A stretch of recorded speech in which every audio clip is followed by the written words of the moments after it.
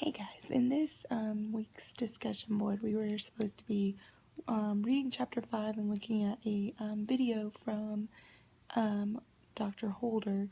And so in chapter 5 in the Spectre text, it discusses the implications of neuroimaging for educational research. We see that the neural functions are fundamental to learning, instruction, and performance.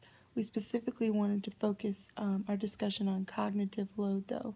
So this cognitive load theory proposes a model of human cognitive architecture that helps explain and predict the allocations of working memory resources and the interaction between working memory and long-term memory to deal with intrinsic cognitive load, extraneous cognitive load, and germane cognitive load.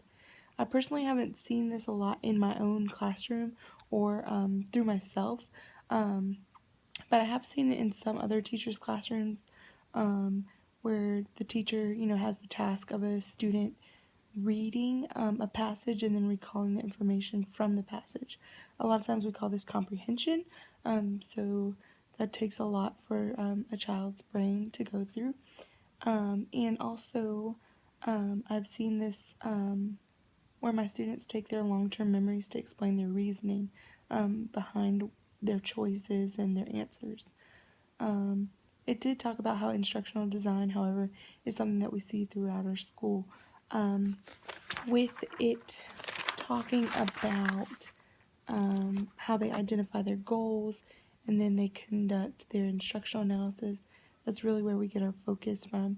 And it's really important that we look at those multiple intelligences that it told us about the auditory and visual. Thanks for listening.